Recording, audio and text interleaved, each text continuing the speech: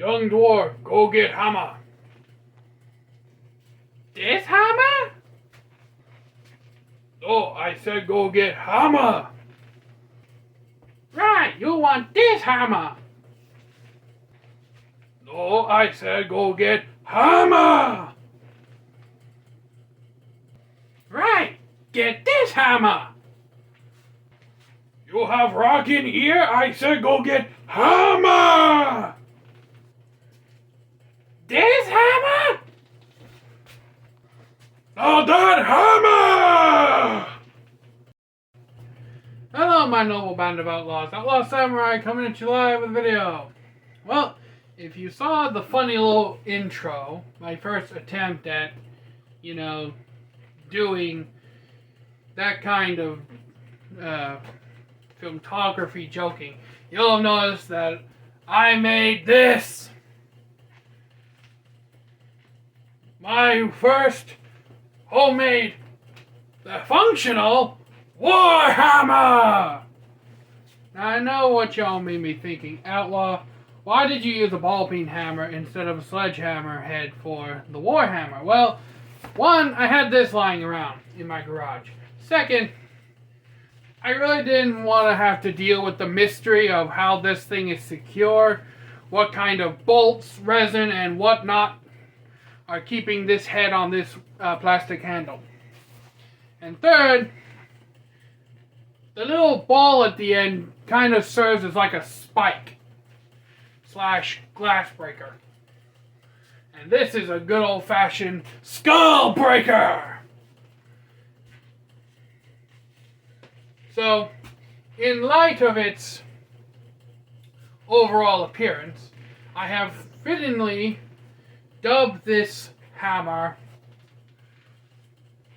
the Skull Smasher.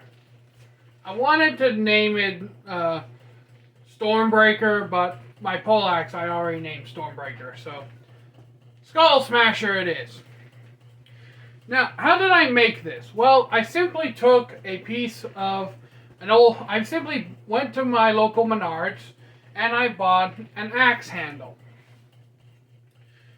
I then meticulously cut and carved the slit to then fit the head, which took a lot of fitting, a lot of hammering, and a lot of emotional pain to make.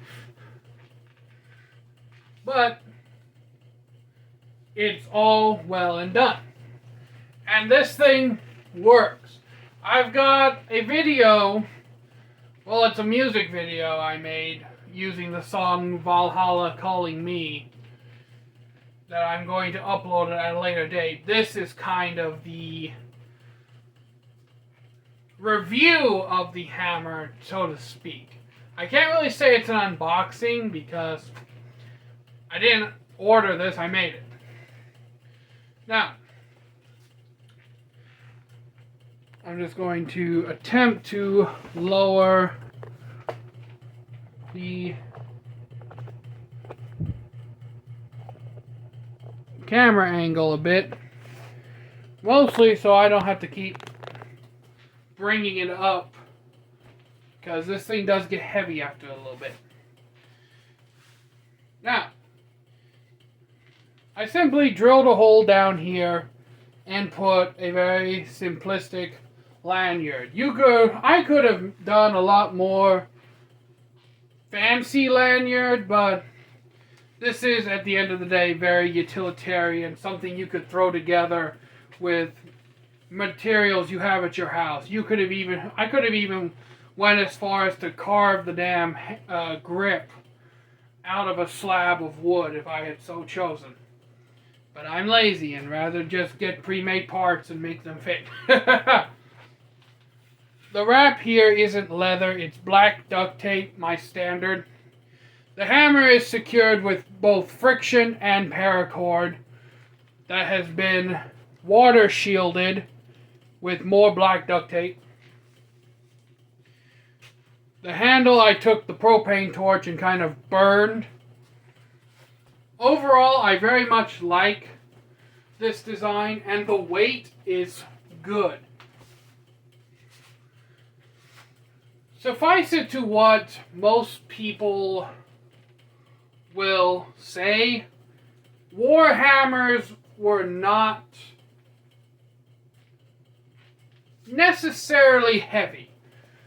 In fact, if I was to take the metal that makes up this ball on the ball peen hammer and drive it out into a spike, then honestly, this entire hammerhead would be historically accurate to the size of historical warhammers. They weren't necessarily great, big, gigantic things like fantasy would have you believe. What fantasy tells you is a warhammer, and what history tells us is a warhammer are two different things. Granted, it is fantasy, anime, pop culture, video games, manga, etc., etc. So yeah, you could make Thor's hammer out of solid steel and somehow make it logically able to be wielded simply because, oh, he's Asgardian, super strength, duh, boom. Where's the next script? But historically, in real world, you had to make them wieldable. Now, I will say that the shaft is a little short for historical warhammer. Genuinely, the shaft would have been about 4 feet long. This is roughly 3 feet. So this would be more of like, almost more of an in close and personal melee kind of situation. Or urban apocalypse, like, I guess you could also call this like a zombie apocalypse warhammer. I mean, it would work. This would certainly bash through a zombie's skull without any problem.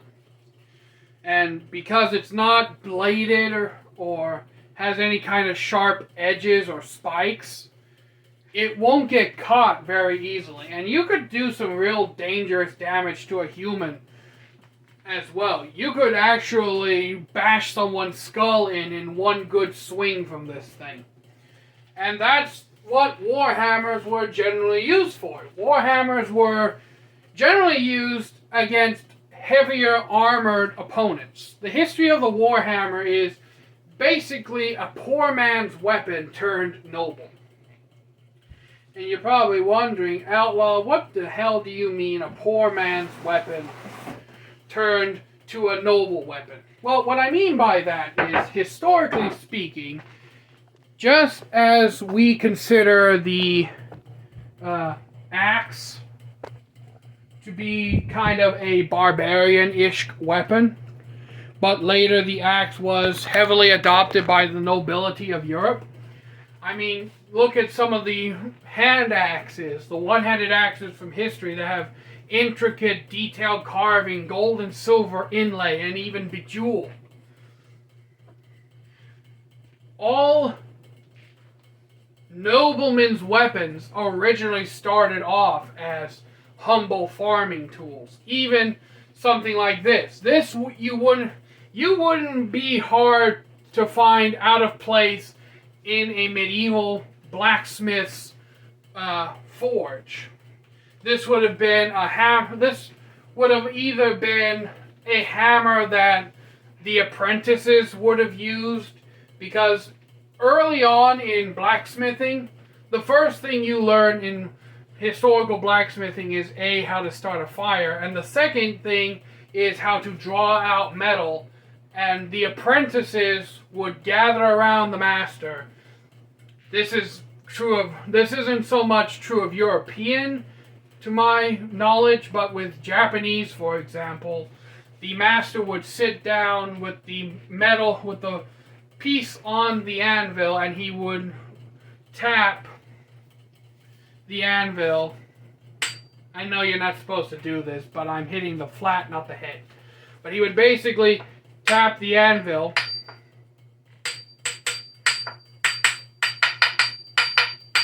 and all his different tap sounds would then be indicated like a Morse code to his apprentices, telling them how hard to hit, what direction to hit, how fast or how slow, etc., etc. So you wouldn't be hard to find out a place something like this in a medieval blacksmith's forge. And from those forging hammers, someone looked at it and said, you know, these things can move hot, heavy steel pretty damn easily. I wonder what would happen if I hit a human with this. And thus the Warhammer was born, more or less. It probably has a much more detailed origin story, but it really only takes one person to make something popular. I mean, look at modern influencers today. And who are the influencers in the medieval era? Noblemen and soldiers. If you see a nobleman walking down the street with something like this, it's like, oh, hello, cheerio, good job for you. I got my new Warhammer from ye old smithery down the street. Look at it shine. Look at this beautiful instrument of death. You see a nobleman with something like this, and you're like, if the nobleman uses it, then it must be high status. I want one. So that was the thing with swords as well. Up until the Renaissance and thereafter, swords were more or less people with money had them. If you didn't have money, you couldn't pay a smith to forge a sword. Because they lived in a world where work was cheap, but materials were expensive. Alright? So, even something like this would have cost a decent amount of money in ye old blacksmithy days. Or in ye old medieval times. And that's to say how the Warhammer got its start. The Warhammer basically got its start in the forgeries, the smitheries. People saw how effective the hammer was in just doing everyday tasks, how destructive it was, even like for the task of cutting stone masons. They used large, big hammers. And they're like, if we took that concept of breaking rock with hammer and made the hammer smaller and the haft bigger, longer, we would have a very good anti-armor weapon. Because the anti-armor weapons, these are weapons that are solely built and have the purpose of being used against armor, include but do not exclude spears, halberds, billhooks, basically any polearm, and warhammers. Because you can imagine, even if you have a steel helmet, okay, steel helmet, sword blows are going to glance off it. You're safe from those. Because it's a spherical target, arrows coming in, they may glance off, unless they hit square on, they're more than likely going to glance off your helmet. You're still going to feel the shock, but you're more or less going to be okay. When you have a blunt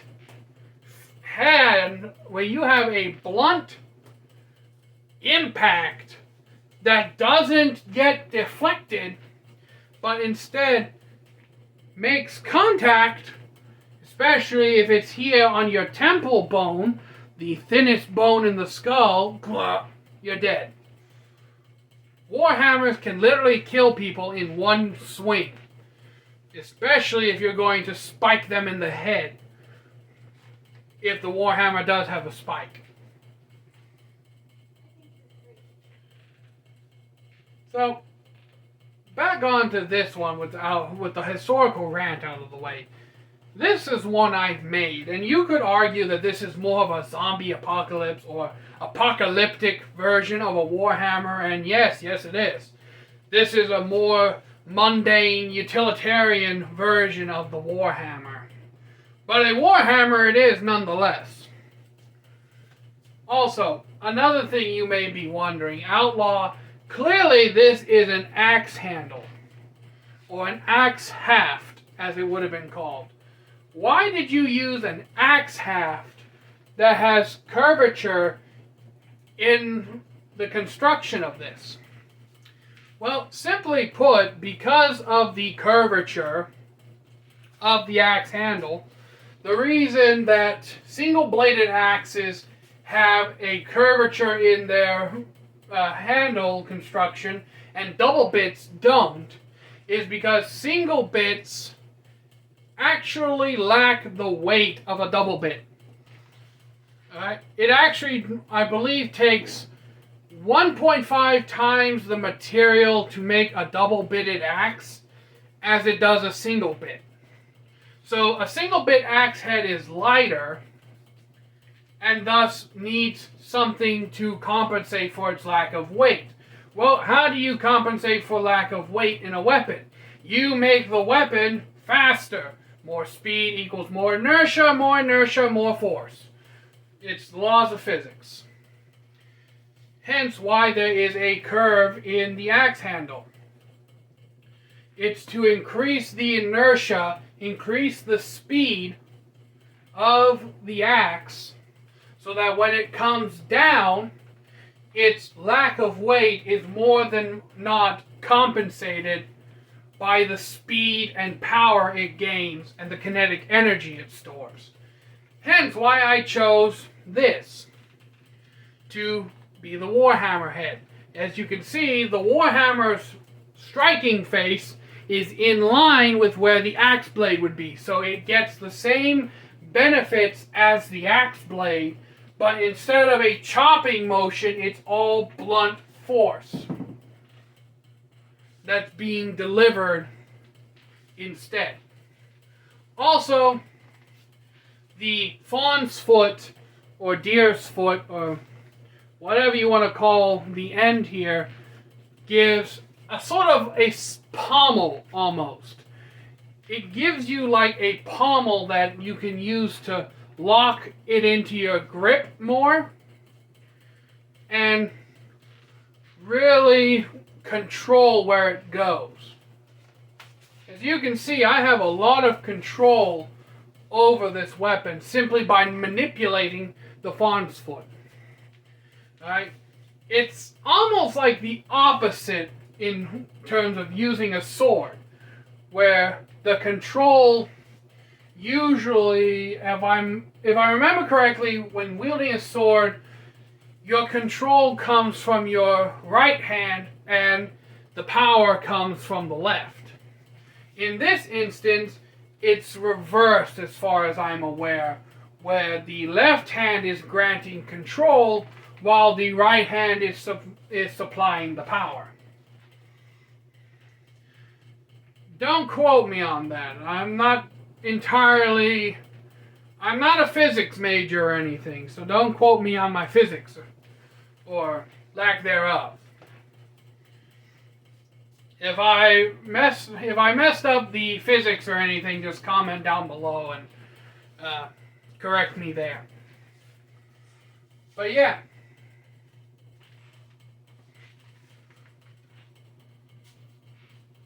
I'm actually very proud of this Warhammer of mine. And I hope that you will enjoy the videos I plan on making with this thing. I do plan on doing a quote-unquote torture test. I'm going to get some bricks from Menards, and then I'm going to smash them with the hammer. And they're going to be ascending in, I want to say, sturdiness almost. And also ascending in level of stupidity of why I'm breaking these things with a hammer. But until next time, my noble band of outlaws, Outlaw Samurai, tells all y'all, be crazy rednecks, be safe in using your weapons. I'm out, peace. And if I missed anything you feel as if that is important, write it down in the comments below. See ya.